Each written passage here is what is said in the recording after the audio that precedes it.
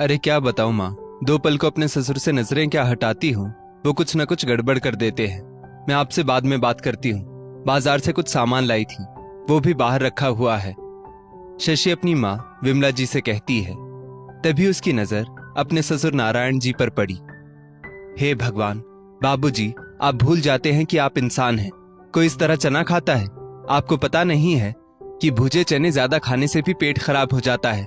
अपने पेट का अंदाजा नहीं है तो कम से कम पूछ तो लिया करो। अब आपने इतने चने खा लिए हैं कि रात में आपको खाना नहीं मिलेगा।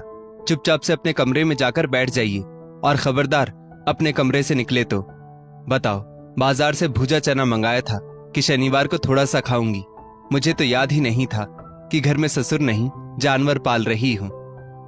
बेचारे राम नारायण जी किसी डरे हुए बच्चे की तरह चुपचाप अपने कमरे में जाकर बैठ गए। कुछ देर बाद उनका बेटा संजय दफ्तर से घर आया। शशि ने उसे पूरी बात बताई तो संजय अपनी शर्ट की बाजू मोड़ते हुए अपने पिता के सामने कमर पर हाथ रखकर खड़ा हो गया और बोला, बाबूजी, आप इंसान से जानवर कब बन गए? आपको कितनी बार कहा है जरूरत से ज्यादा मत खाया करो, फिर इधर उधर गंदगी फैलाते रहोगे। कौन साफ करेगा? ज्यादा परेशान करोगे तो किसी दिन शहर के बाहर चौराहे पर जाकर छोड़ आऊंगा। दिमाग खराब कर दिया है। इतना कहकर वो कपड़े बदलने चला गया। नारायण बाबू सोचने लगे, जिस बेटे के लिए दुनिया भर की स्वादिष्ट चीजें उसके सामने लाकर रख देता था, आज वो बेटा अगर मुझे भरपेट खाना दे देता तो मैं जानवरों जैसी हरकत नहीं करता। अपनी इस हालत का जिक्र करूं भी तो किससे करूं? मेरा बेटा किसी से बात भी तो नहीं करने देता। मेरी बेटी बिट्टू जब कभी फोन करती है तो ये दोनों मेरे सामने आकर खड़े हो जाते हैं ताकि मैं उसे अपना दुखड़ा भी ना बोल सकूं। हे ईश्वर, आखिर मेरे नसीब में तुमने लिखा क्या है? जब इस धरती पर मेरे लिए कोई नहीं है तो क्यों नहीं मुझे अपने पास बुला लेते हो? इतना कहकर नारायण बाबू रोने लगे। नारायण बाबू, जिनका एक समय में 80-90 किलो से वजन कम नहीं होता था, आज लगता है सूखकर 40-50 किलो के हो गए हैं। उनका अपना 3 मंजिला मकान है। सबसे नीचे उनके बेटा बहू अपने परिवार के साथ रहते हैं और ऊपर के 4 कमरे किराए पर लगे हैं, जिसका पैसा संजय ले लेता है। फिर भी अपने पिता को भरपेट खाना तक नहीं दे पाता। अगले दिन नारायण बाबू अपने कमरे के दरवाजे के पास नीचे बैठकर रसोई की तरफ अपनी बहू को देख रहे थे और बोले, बहू, बहुत जोर से भूख लगी है, कुछ तो खाने को दे दो। शशि बोली, हाँ हाँ, क्यों नहीं, आप कमाकर जो लाते हैं सबसे पहले आपको ही खाना दूंगी। शीशे में मुंह देखा है? चुपचाप से बैठिए। जब तक मैं अपने बच्चों और पति को खाना नहीं खिला देती आपको खाना नहीं मिलेगा। नारायण बाबू बोले, बहू, सावन का महीना खत्म होने को है, अब तो रक्षाबंधन आएगा। क्या बिट्टू घर आएगी? बेटी का नाम लेते वक्त उनके चेहरे पर एक अलग ही खुशी होती थी। शशि बोली, हाँ आएगी, भाई से नेक जो लेना है। नारायण बाबू बोले, बहू, बिट्टू कभी खाली हाथ तो नहीं आती है। बच्चों के लिए, तुम लोगों के लिए कितनी ही सारी चीजें लाती है। फिर तुम ऐसा क्यों कहती हो? बेचारी साल में एक बार तो आती है। जब उसकी माँ जिंदा थी इस घर में रौनक होती थी। वो क्या गई, बिट्टू ने आना कम कर दिया। और सही भी है, क्यों आएगी? जब मायके में इज्जत और प्यार नहीं मिलता तो कोई लड़की मायके नहीं आती है। इतना कहकर वो उदास से अपनी चारपाई पर जाकर बैठ गए और अपनी रोटी का इंतजार करने लगे। समय बीता। दिनों दिन नारायण बाबू की हालत बद से बदतर होने लगी। अब तो लग रहा था बस हड्डियों का ढांचा ही बच गया है। रक्षाबंधन का समय आया। नेहा, जिसे सब प्यार से बिट्टू बुलाते थे, अपने मायके आई और आते ही पिता के कमरे में चली गई। नारायण बाबू को देखकर वो हैरान हो गई और बोली, बाबूजी, आप कितने कमजोर हो गए हैं। जैसे ही वो कुछ बोलने को हुए, शशि नेहा का हाथ पकड़कर उसे हॉल में ले आई और बोली, अरे ननद रानी, यहाँ आकर बैठिए। उस कमरे की कितनी भी सफाई कर लो, बहुत बदबू आती है। नेहा की नजर अपने पिता से हट नहीं रही थी, मानो वे कुछ कहना चाह रहे थे। नेहा बोली, भाभी, आपके हाथ की चाय मिल जाती तो मजा आ जाता। शशि चाय बनाने गई तो मौका पाकर नेहा अपने पिता के पास पहुंच गई। नारायण बाबू धीरे से बेटी को फुसफुसाकर बोले, बिट्टू, तुम्हारी भाभी मुझे आधा पेट ही खाना देती है, वो मुझे भूखा ही मार देगी। जब दोबारा खाना मांगता हूँ तो वो चिल्लाती है और कहती है, जितना देती हूँ चुपचाप खा लो, वरना इतना भी नहीं दूंगी। ज्यादा खाना खाओगे तो खुद भी परेशान होगे और हमें भी करोगे। इतना कहते कहते नारायण बाबू का गला भर आया। नेहा पिता के मुंह से ये सब सुनकर सन्न रह गई और बोली, बाबूजी, आपने मुझे पहले ये सब क्यों नहीं बताया? उसने तुरंत अपने थैले से 4 काजू बर्फी निकाली और जैसे ही पिता के सामने की, वो झपट कर बर्फियों को ऐसे खाने लगे मानो जन्मों के भूखे हों। तभी शशि चाय लेकर आई। चाय नीचे रखकर वो बोली, अरे रे रे बिट्टू, ये क्या किया तुमने? इन्हें ये सब चीजें इतना मत खाने दो। अगर पेट खराब हो गया तो ध्यान तो मुझे ही रखना होगा। तुम तो चली जाओगी, पीछे से मेरी हालत खराब हो जाएगी। और आप बाबूजी, आप खाने की चीज देखते नहीं हैं कि टूट पड़ते हैं। चलिए जाइए अपने कमरे में आराम कीजिए। नेहा मन महसूस कर रह गई। वो बार बार पलटकर अपने पिता की तरफ देख रही थी और पिता की आंखें मानो ना जाने कितना कुछ उससे कहना चाह रही थी। अगले दिन राखी थी। नेहा ने भाई की कलाई पर राखी बांधकर उसे मिठाई खिलाई और शशि से बोली, भाभी, क्या बाबूजी को 1-2 पीस मिठाई दे दूं? संजय बोला, बिल्कुल नहीं, तुम यहाँ आकर मेरे घर के नियमों को मत बदलो। जैसे चल रहा है चलने दो। ये लो तुम्हारा नेक। वैसे भी थोड़ी देर में तुम्हारे जाने का समय हो जाएगा। इतना कहकर संजय उठकर वहां से चला गया। जैसे राखी बंधवाना उसकी एक मजबूरी थी। नेहा अपना सामान अपने बैग में रखने लगी और शशि से बोली, भाभी, क्या कुछ रोज के लिए बाबूजी को मैं अपने साथ ले जाऊं? थोड़े दिन आपको भी आराम मिल जाएगा। शशि तो कुछ नहीं बोली, पर जैसे ही ये बात संजय के कान में पड़ी, वो भड़क गया। तू बाबूजी को अपने साथ क्यों ले जाएगी?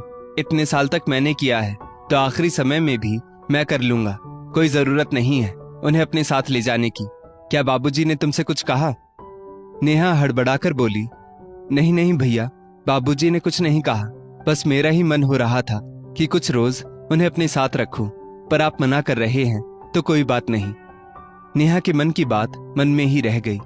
भाई से सवाल जवाब कैसे कर सकती थी? बचपन से भाई को घर में ऊंचा दर्जा और बेटियों को भाई से दबकर रहने की रीत जो चली आ रही है। मायके में भाई से दबकर रहो, ससुराल में जेठ और ससुर से दबकर रहो। क्या औरतों को खुलकर अपने मन की बात कहने का भी अधिकार नहीं है?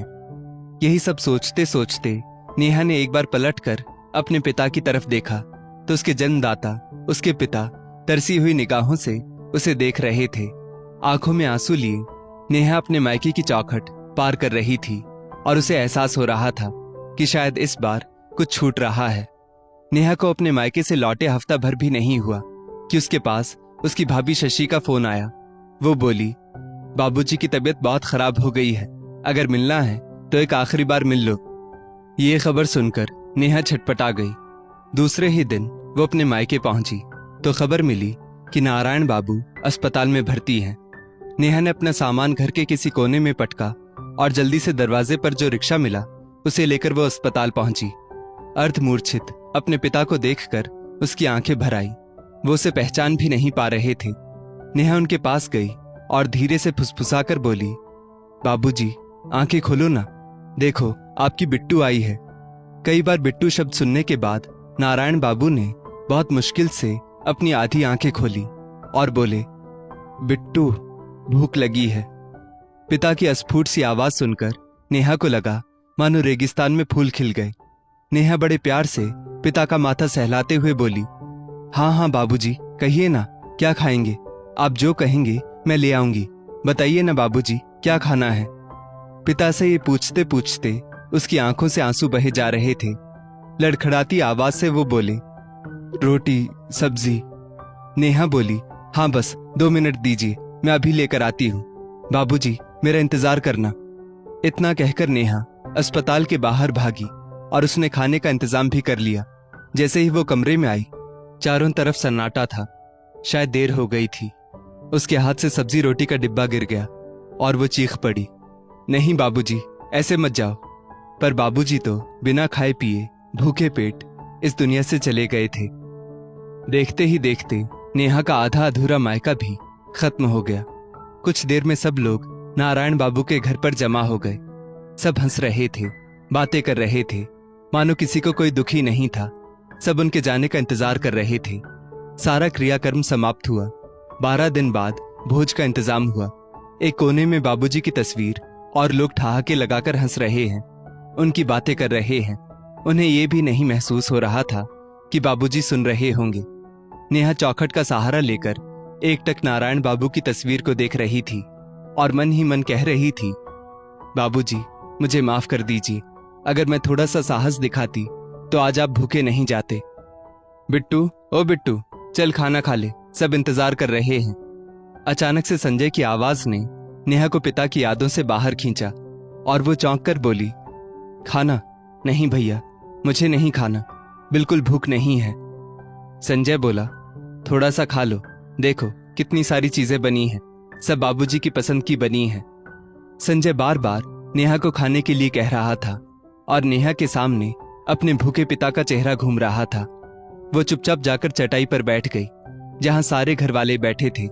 थाली में तरह तरह की सब्जी, पकवान, मिठाई परोसी जा रही थी। जैसे ही किसी ने उसकी थाली में आलू की सब्जी डाली, उसके कानों में मानो नारायण बाबू की आवाज गूंजने लगी, बिट्टू, भूख लगी है, रोटी सब्जी ला दे। नेहा उठकर खड़ी हो गई और बोली, मैं ये खाना नहीं खा सकती। इस घर का एक दाना भी मैं मुंह में नहीं ले सकती। जिस घर में मेरे पिता को भूखा प्यासा मार दिया गया, मैं उस घर में खाना खाऊंगी कभी नहीं। संजय ने गुस्से में नेहा को आंखें दिखाई। नेहा बोली, ये आंखें मुझे मत दिखाओ, मेरी आंखों में तुम्हारे लिए नफरत के सिवा अब कुछ नहीं है। तुम तो इतने कायर इंसान हो। जिस पिता ने तुम्हें रहने खाने लायक बनाया, इतना बड़ा घर दिया, अरे इतना किराया आता था, तुम्हें किसी चीज की कमी नहीं थी, फिर भी तुम्हारे जैसा नालायक बेटा अपने बाप को 2 वक्त की रोटी भी नहीं दे पाया। क्यों? सुनो समाज वालों, आज मेरा बाप खाली पेट इस दुनिया से चला गया। देखो, ऐसे बेटे अगर तुम्हारे घर में हैं तो कभी भी अपनी संपत्ति उनको मत देना, वरना वो तुम्हें एक एक रोटी के लिए तड़पाएंगे और तुम्हारी बहू तुम्हारे साथ जानवरों जैसा सुलूक करेगी। शशि बोली, नेहा, भांग तो नहीं पी ली है, ये कैसी बातें कर रही हो? नेहा बोली, हाँ, सच्चाई की भांग पी ली है। बाबूजी मुझसे कहते थे कि तुम उन्हें भूखा रखती हो, भरपेट खाना तक नहीं देती हो, पर मैं सोचती थी आज नहीं तो कल तुम्हें एहसास होगा, तुम सुधर जाओगी, पर तुम दोनों सुधरने वाले नहीं थे। मैं तुम लोगों को कभी माफ नहीं करूंगी। इस घर पर मेरा भी अधिकार है, तो चुपचाप से आधा हिस्सा मेरे नाम कर दो, वरना मैं तुम्हें कोर्ट ले जाऊंगी। नेहा का पति हक्का बक्का उसे देखता रह गया कि जो औरत कभी ऊंची आवाज में बात नहीं करती थी, आज पिता के लिए अपने भाई से भिड़ गई। संजय के पास अब कोई उपाय नहीं था। भरे समाज के सामने नेहा ने उसे कोर्ट में ले जाने की चुनौती दी। सब लोग कहने लगे, देखो तो, लगता था इसके जैसा बेटा हो तो किसी को क्या ही दिक्कत होगी, पर किसे मालूम था कि ये अपने बाप को भरपेट खाना भी नहीं देता था। छी छी, और अब तो कानून भी ऐसा बन गया है कि इसे अपनी बहन को हिस्सा देना ही होगा। हार कर संजय को अपनी संपत्ति का आधा हिस्सा नेहा के नाम करना पड़ा।